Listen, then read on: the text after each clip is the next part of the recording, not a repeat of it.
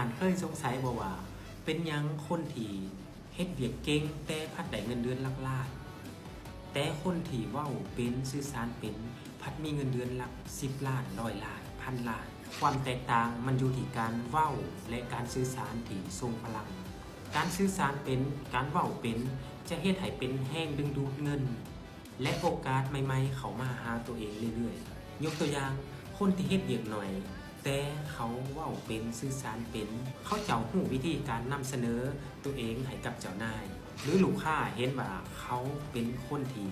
สำคัญที่สุดและการที่เฮาเว้าเป็นสื่อสารเป็น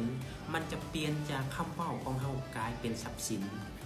ถ้าฐานอยากเปลี่ยนคำเว้าให้กลายเป็นทรัพย์สินสามารถฝึกได้จากหนังสือศิลปะการเว้าและการนำเสนอต่อสาธารณะ